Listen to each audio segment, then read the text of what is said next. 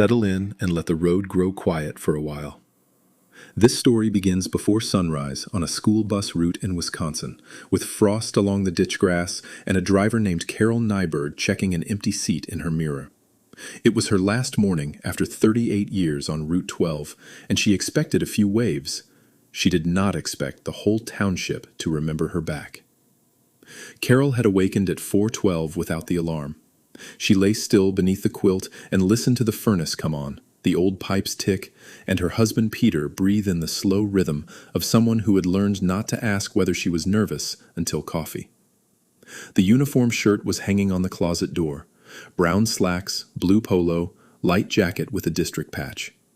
Carol had laid them out the night before, the way she had laid out clothes for field trips, snow days that had not yet been called, and the first morning of every school year since 1986. On the dresser sat a folded paper map of Route 12. Nobody used that version anymore.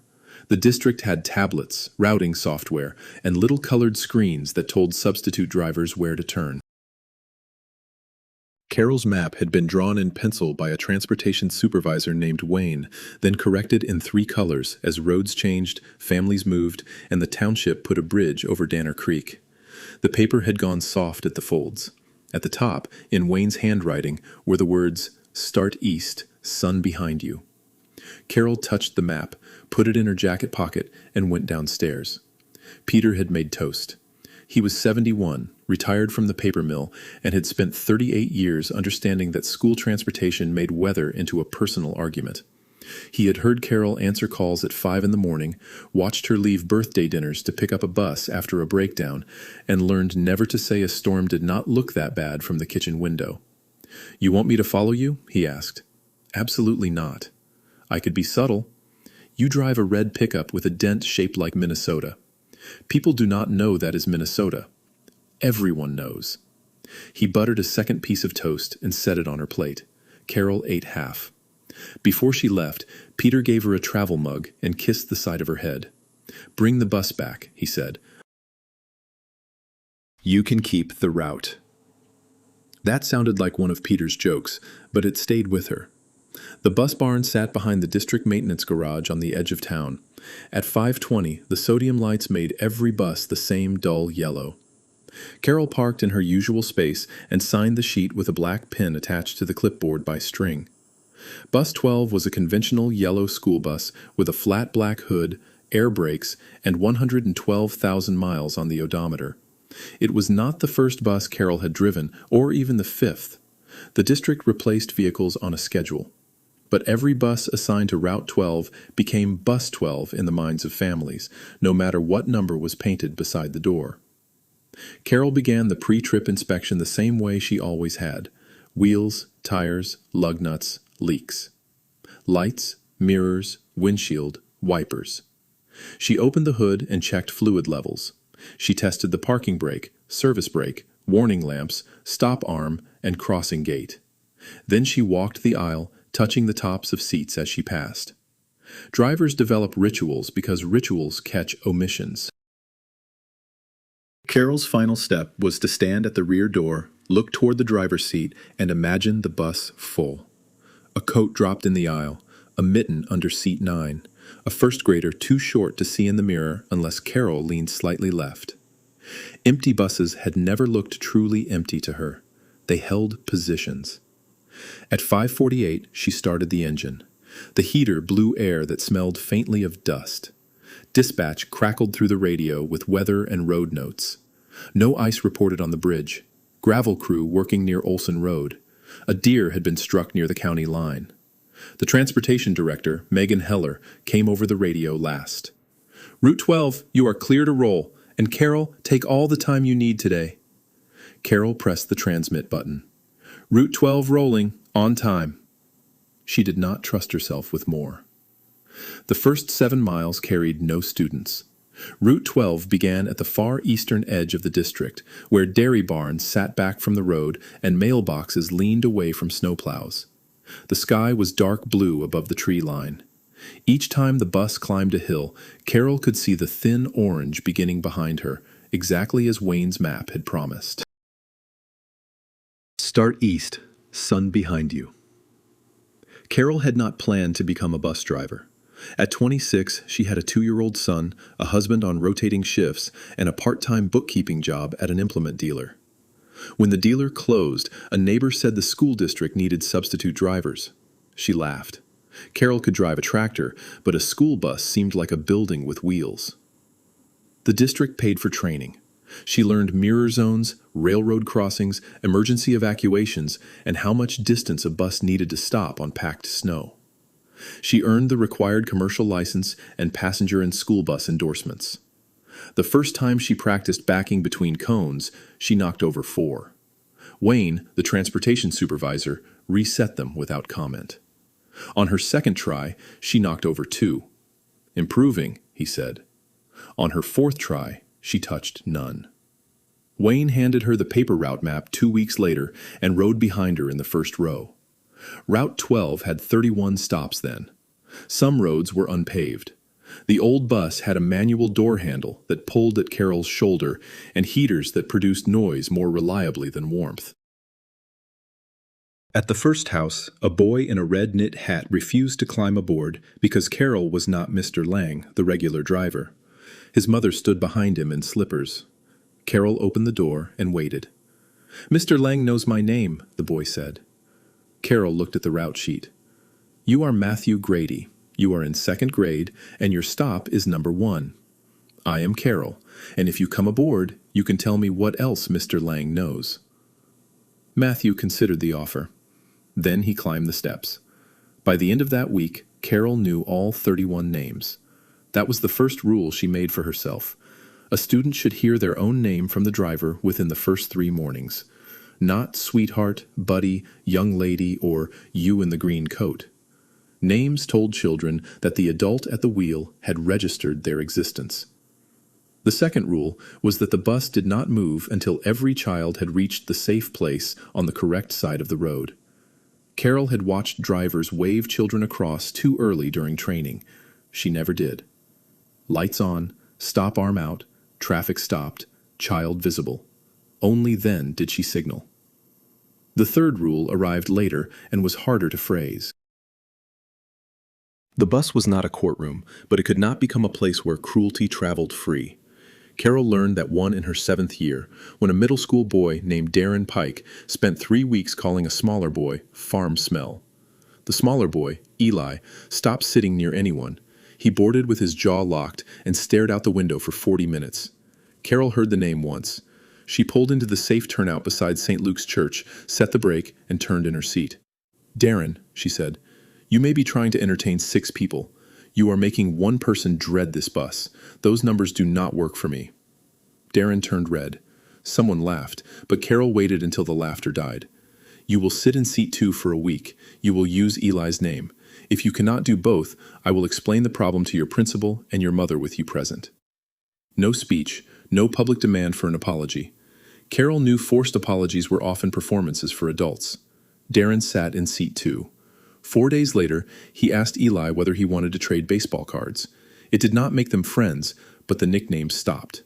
Years later, Darren became a county deputy.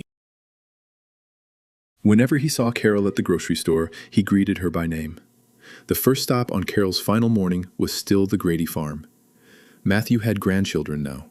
The route had changed when subdivisions appeared on old cornfields, and the district consolidated stops for safety. But the stop still sat near the same cottonwood tree, now split by lightning and held together by one living side. A porch light came on as Carol approached. She activated the amber warning lights, slowed, stopped, set the brake, and opened the door. There were no children at the driveway. Instead, a man in a red knit hat stood beside the mailbox holding a thermos. Carol knew him before he stepped into the headlights. Matthew Grady raised one hand. Behind him stood his daughter, Claire, and Claire's 2 boys, who rode Route 12. The older boy climbed aboard first. The younger followed. Matthew remained by the road. "Mr. Lang knew my name," he called through the door. Carol laughed so suddenly that it came out as a cough. "Get off my roadway, Matthew." "Yes, ma'am," he saluted with the thermos. Carol closed the door only after all 3 had moved well clear. In the overhead mirror, the boys were grinning. "Your grandpa caused trouble on this bus," she told them. "We know. the older one said. He made a list. Carol glanced at the mirror. What list? The boys studied the floor with the exaggerated innocence of children who had been coached not to answer. Carol released the brake. At the second stop, 3 former students stood beside a pickup. At the third, a woman Carol remembered as a quiet 5th grader held a handmade sign that read, "Thank you for seeing me." Her daughter boarded with a backpack almost as large as she was. Carol understood there was a plan. She also understood that asking the children would produce nothing. Route 12 had kept better secrets than this. The township was waking now. Barn windows shone. Milk trucks moved between farms. In low places, mist lay over fields in long, pale strips. The bus heater finally warmed the floor, bringing up the familiar smell of rubber, winter coats, and the faint sweetness of breakfast cereal. At each stop, the bus filled with present-day students, while the roadside filled with earlier versions of them. A mechanic named Javier Santos stood outside his shop in coveralls. Carol remembered him at 14, sleeping against the window after closing shifts at his uncle's restaurant. He had once missed his stop. Carol did not take him back immediately because turning a bus on that road after dark was unsafe. She radioed dispatch, completed the next 3 stops, and then returned by the approved loop while Javier apologized until his voice shook. "You are tired because you work," she had told him. "You still need to tell me before you fall asleep. We solve the right problem." Now Javier held up a cardboard sign, "Right problem solved." At the Klein stop, twin sisters in their 40s wore matching purple hats. They had ridden Carol's bus through 12 years of school and spent 10 of those years insisting they were not alike. Their mother used to put colored yarn on their backpacks so substitutes could tell them apart. Carol had learned in 2 days that Beth watched the road while Mara watched people. "Morning, Beth. Morning, Mara," Carol called. Both women cheered as if she had completed a difficult trick. The students aboard began counting adults by the roadside. At 14, they lost track. Carol kept her eyes where they belonged. Mirrors every few seconds, road ahead, roadside hazards, student movement. She would not let sentiment make the last trip less safe than the thousands before it. That discipline had carried her through blizzards, fog, road construction, loose cattle, and one spring morning when a turkey came through the windshield of a bus ahead of her. It had also carried her through quieter dangers that never made the local paper. In her 12th year, a kindergarten student named Megan Leary stopped getting off the bus. Not refused, delayed. For 3 afternoons, Megan stood at the top step and asked whether Carol could wait until the front door opened. Carol already waited for young children to reach an adult when required, but Megan's grandmother was normally outside before the bus arrived. That week, the porch remained empty. On the 4th day, no one answered the door. Carol kept Megan aboard, notified dispatch, and waited in the driveway while the school contacted the emergency numbers. Megan's aunt arrived 20 minutes later and found the grandmother confused and ill inside the house. She had an infection that had worsened quickly. Carol did not diagnose anything. She did not enter the house. She followed the district's student release procedure and noticed that the rhythm had changed. Megan's grandmother recovered. Megan rode Route 12 until middle school when her family moved. On Carol's final morning, a woman wearing hospital scrubs stood at that driveway with an older woman beside her. Megan Leary was 32 and worked as a respiratory therapist. Her grandmother was 90. The older woman held a kitchen towel in one hand, the same way she used to wave from the porch. Carol lowered the window. "You waited," Megan said. Carol shook her head. "That was the job." "You always say that." "Because it was." Megan smiled. "That is why we are here." Carol drove on before tears blurred the mirrors. The bus turned north onto Danner Road. The rebuilt bridge crossed a narrow creek that used to flood every April. Carol remembered the old one-lane bridge, its wooden rails, and the morning water rose over the approach while she was still on the far side with 11 students. The district radio had poor reception in that hollow. Cell phones were not common yet.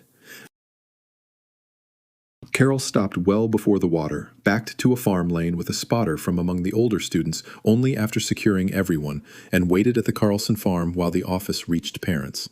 One father arrived furious that she had not crossed before the road closed. "My truck made it," he said. Carol stood between him and the bus door. "Your truck carries one decision," she said. "I carry 11 families." The phrase traveled around the township. For a few years, people repeated it as though Carol had planned it. She had not. She had been cold, responsible for 11 children, and angry at a man who thought tire height was a safety policy. That father apologized the next morning. He later served on the school board and voted for the new bridge approach. On the final route, he was beside the bridge with his adult son. They held no sign. They simply removed their caps as bus 12 crossed. Carol tapped the horn once.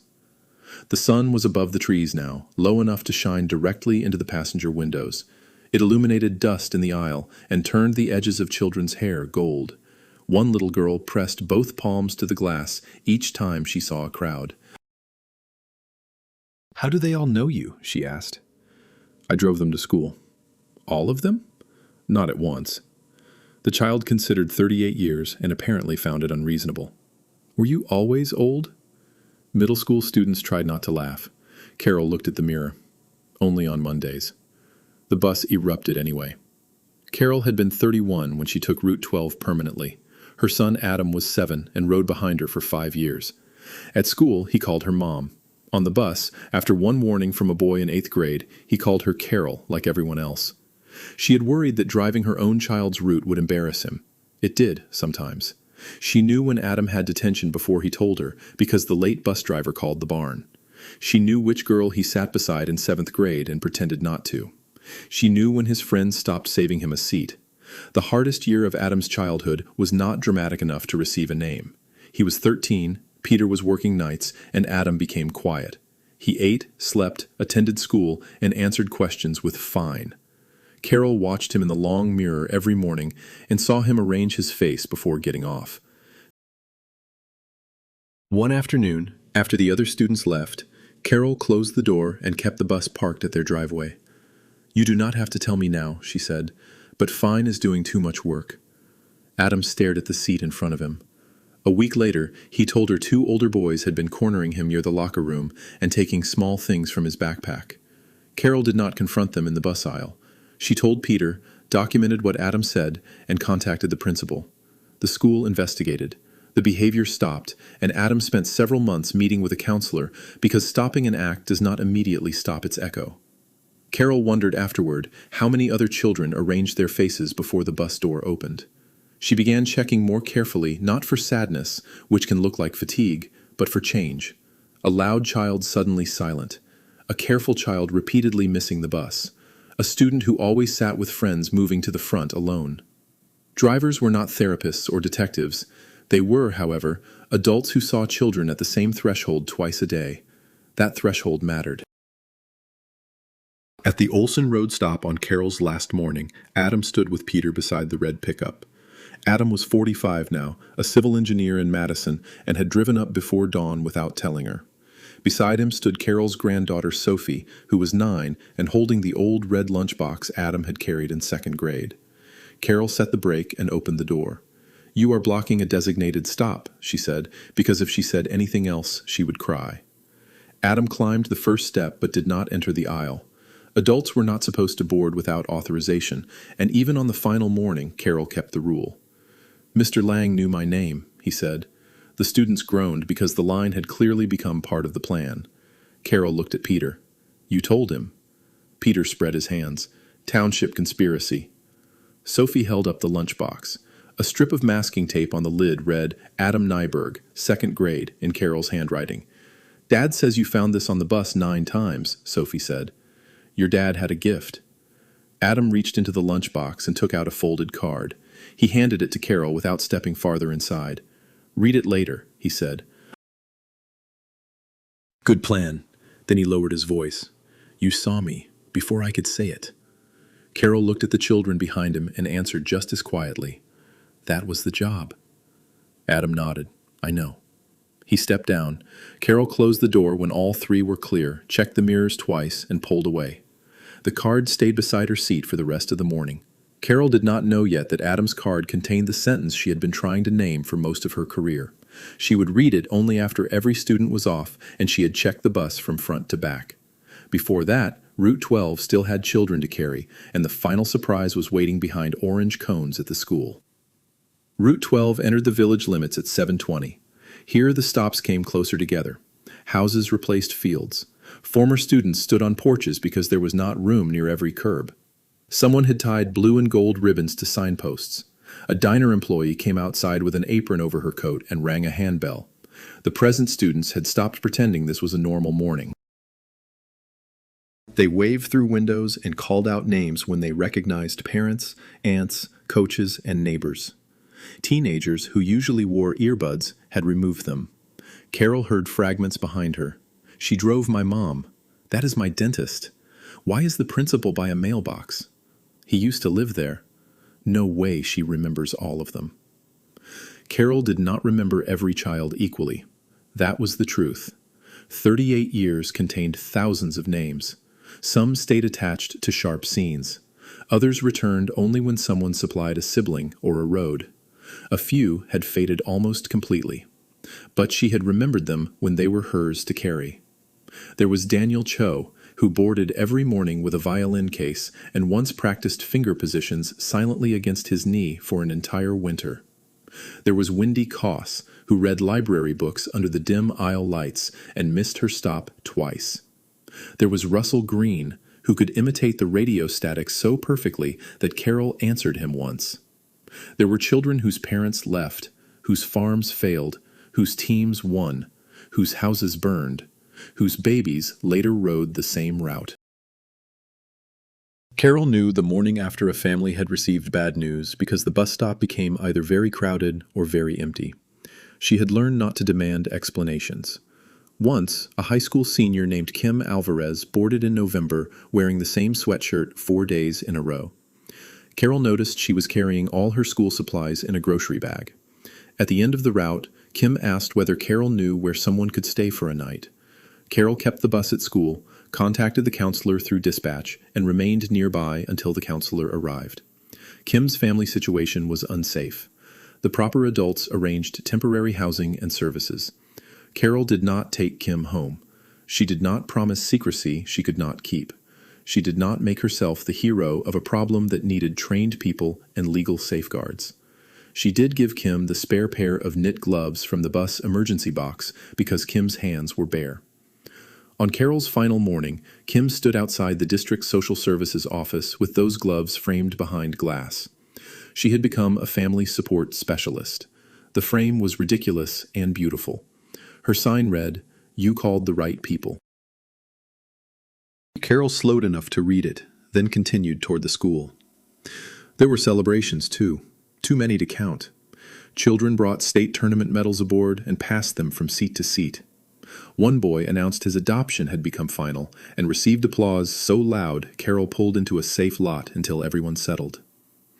A girl who had spoken almost no English in September read the morning announcements by spring and practiced on Bus 12 for a week. The bus carried science fair volcanoes, poster boards, band instruments, damp snow pants, injured houseplants, and one sealed container of tadpoles that was not as sealed as advertised. It carried silence after losses and unbearable noise before holidays. Carol had not loved every minute. No honest driver would claim that. There were mornings when students ignored directions, parents parked in unsafe places, schedules allowed no room for a train, and wet boots turned the aisle into brown slush. There were complaints. One parent insisted Carol had skipped a stop when the family had been inside the house. Another accused her of favoring athletes because she assigned their son a front seat after repeated behavior reports. Carol documented incidents, followed policy, and went home irritated. She did not transform every conflict into a life lesson. Sometimes work was work. In her 23rd year, she considered quitting. That winter, Peter was laid off from the mill for 6 months. Adam was in college. Carol's mother had begun forgetting appointments and needed help 3 evenings a week. The district changed start times, which lengthened Carol's split shift and made every day feel divided into pieces too small to use. Then a parent shouted at her through the bus door because she would not allow his child to cross a busy road before traffic had stopped. He called her rigid. He said he paid taxes and knew what was safe for his own son. Carol closed the door, reported the confrontation, and drove away only after the child was secure. At the barn, she sat in the empty bus and thought about turning in her keys. Megan Heller was a new dispatcher then, not yet transportation director. She brought Carol vending machine coffee and sat in the first row. "Would you quit because you hate driving?" Megan asked. "No." "Do you think you were wrong?" "No." "Then do not let a man who stood in your danger zone decide your retirement date. Pick your own date." Carol stayed. The father apologized after the district reviewed camera footage and safety rules with him. The apology helped, but Megan's sentence mattered more. Pick your own date. Carol had picked this one nearly a year ago. The final Friday in September, after route changes settled and before the first hard frost. She had trained her replacement, a careful 30-year-old driver named Malik Johnson, for 2 weeks. Malik knew the roads, student plans, railroad crossing, and where the sun blinded the westbound afternoon run. He also knew Carol's 3 rules. Names, safe crossing, cruelty does not ride free. Malik was waiting near the village water tower on the final morning, standing beside the spare bus. He wore his district jacket and held a clipboard. Carol stopped because dispatch had designated the turnout as a planned timing point. He climbed aboard with permission and stood behind the white line. "Everything normal?" he asked. Carol looked at the crowded roadside behind him. Former students had filled the water tower lot. Someone had brought folding chairs. A retired principal stood beside a child in a stroller. "Entirely," she said. Malik smiled. He had spent enough time with her to understand the answer. "Megan says you can arrive late." "We are not late. We have 4 minutes of recovery time." "Of course we do." He handed her a new paper route map. It had been printed from the digital system, but Malik had drawn 3 notes in pencil. At the top he had written, "Start east, sun behind you." Near the Danner Bridge he wrote, 11 families. At the school he wrote, "Bring them home." Carol folded it once and put it beside Adam's card. "You will do fine," she told him. "I know," Malik said, then looked alarmed by his own confidence. I hope." "You know the route. The rest is paying attention." He stepped down. The door closed. Carol checked both sides and returned to traffic. The elementary school appeared at the end of Maple Street, low red brick behind a row of sugar maples. On an ordinary morning, buses entered the loop in numbered order and unloaded when staff gave the signal. This morning, the entire front lawn was lined with people. Carol's first thought was that someone had violated the traffic plan. Her second was that Megan Heller would never allow that. Orange cones separated the crowd from the bus lane. Staff members in reflective vests stood at intervals. Former students, parents, teachers, and children filled the safe zone from the entrance to the unloading doors. There was no music. Carol had asked for no ceremony during student transport. There were only people waving. She turned into the loop at 5 miles an hour. The faces came in layers of time. Matthew Grady in the red hat, Darren Pike in his deputy uniform, Megan Leary beside her grandmother, Javier in coveralls, Kim with the framed gloves, the twins in purple hats, Adam, Peter, and Sophie, who must have driven ahead by another road. Behind them were people Carol recognized slowly, and people she did not recognize until they held up old-school photographs. Children from the 80s stood beside their adult children. A boy who once carried a violin held the hand of a boy carrying one now. The students aboard Bus 12 went quiet. That silence was what undid Carol, not the crowd. The children understood without being told that they were moving through something larger than a retirement party. They were seeing evidence that ordinary mornings accumulate. At the unloading position, Carol set the parking brake, shifted to neutral, and waited for the staff signal. Even then, especially then, the doors opened. Each student left in order. Carol said every name. "Have a good day, Mason. Jacket, Lily. See you Monday, Claire. Take the lunch bag, Jonah." Then one first grader stopped on the bottom step. "But you will not see us Monday," she said. Carol's practiced answer disappeared.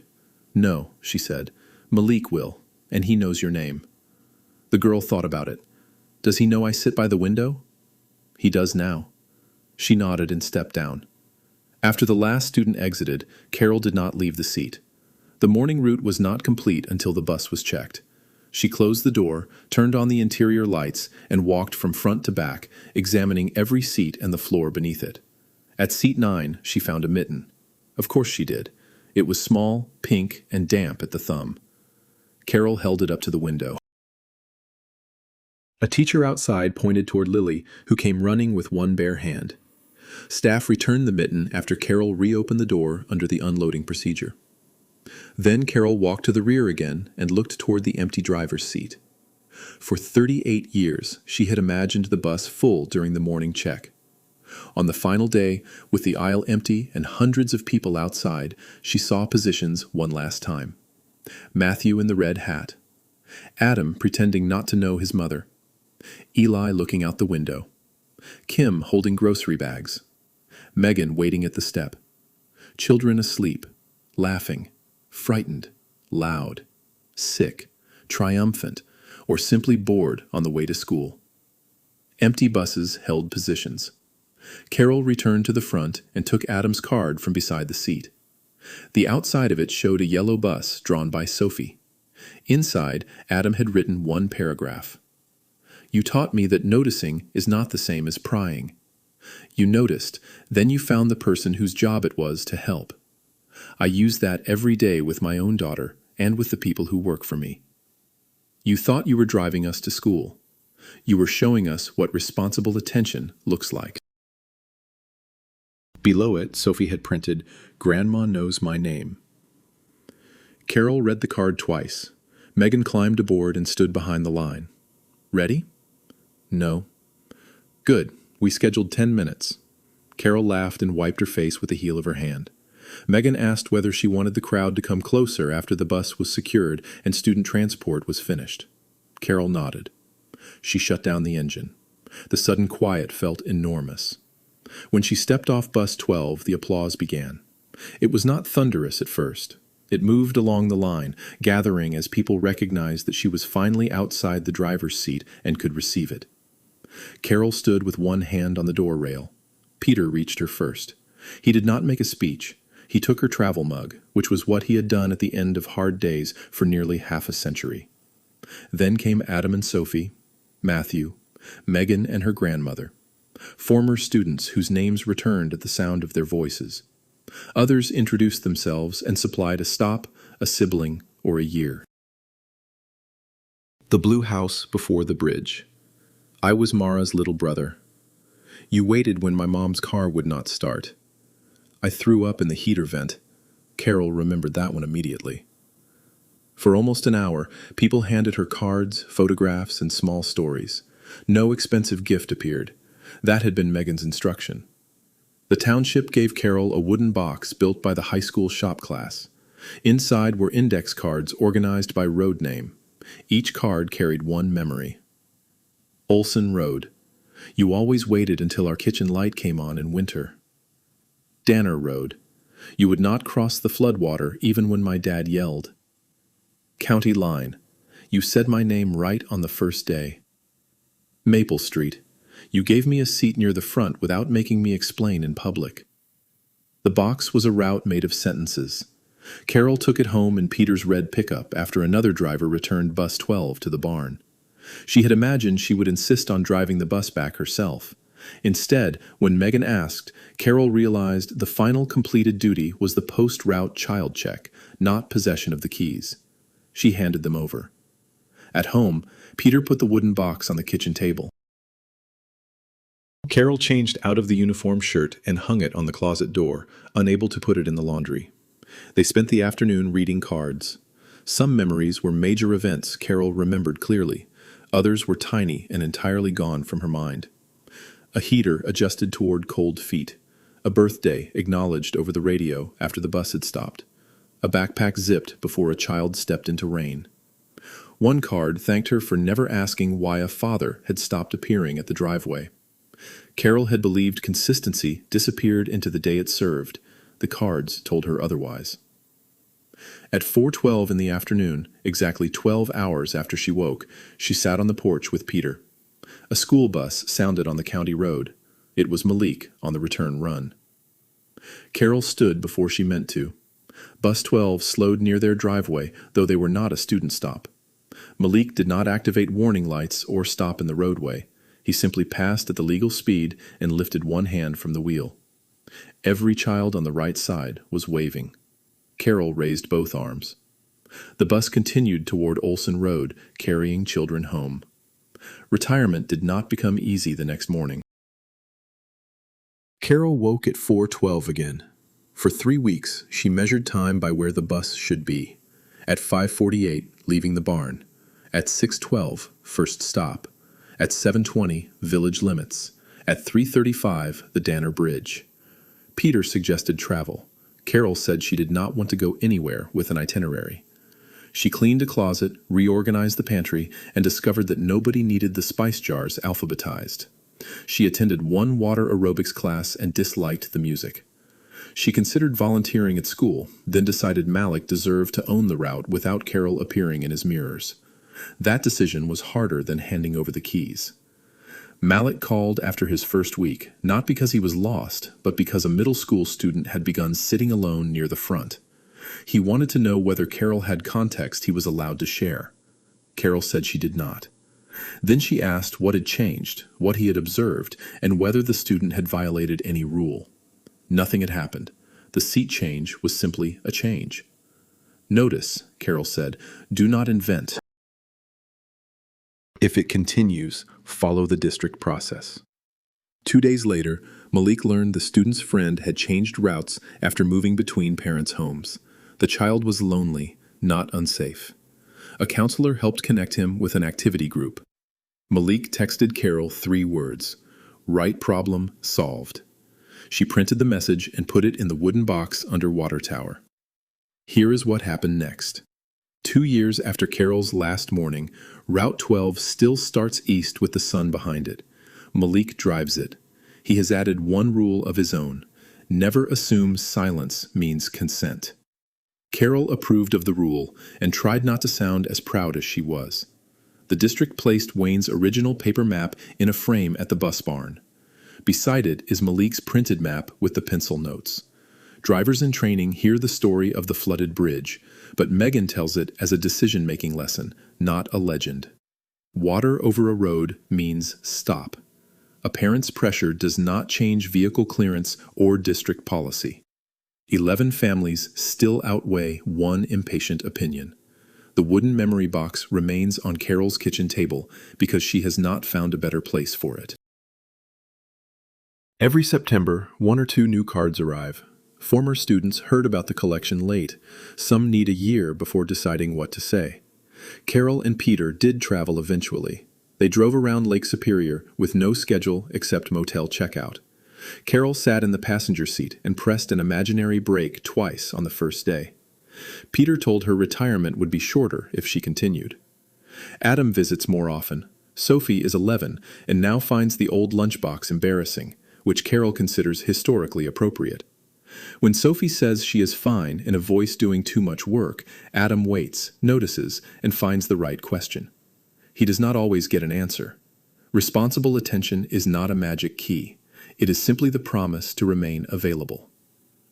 Carol never became a permanent school volunteer. Instead, she joined the district's driver training panel once each fall. She speaks for 20 minutes about student names, safe release, professional boundaries, and the difference between noticing and diagnosing. Then she leaves before anyone can introduce her as a legend. On the 2nd anniversary of her retirement, Peter drove her to the first stop before sunrise. They park safely in Matthew Grady's driveway with permission. Matthew came out wearing the red knit hat, though the morning was too warm for it. At 6:12, bus 12 approached. Amber lights came on. The bus stopped. Claire's boys boarded. Malik waited until everyone was clear, checked his mirrors, and closed the door. He knew their names. As the bus pulled away, the sunrise formed behind it, because routes seen from the other direction reverse the light. Carol stood beside the mailbox and understood Peter's last morning joke. She had brought the bus back. She had kept the route. Not the turns and stops. Those belonged to Malik and the children riding now. Carol kept the part made from names, safe decisions, and attention repeated until it became trust. The township kept it too. That was why they had stood beside mailboxes on a cold September morning. They were not thanking her for one heroic act. They were showing her what ordinary care looked like after 38 years of accumulation. If you are settling towards sleep now, think of the adults who knew your name when you were still learning who you were. A driver, teacher, neighbor, coach, lunch worker, or someone who waited until you reached the porch. Perhaps they thought it was only the job. Perhaps that is the beauty of it. A job done faithfully can become part of another person's idea of safety. Sleep well tonight. The road is quiet, the bus has been checked from front to back, and every child has made it home. If this story kept you company, a like and subscription help the next listener find us. And tell me in the comments, who was the ordinary adult who noticed you, and what small thing did they do that you never forgot? Drop your state and age too. I always like seeing how far these stories travel. I will see you in the next one.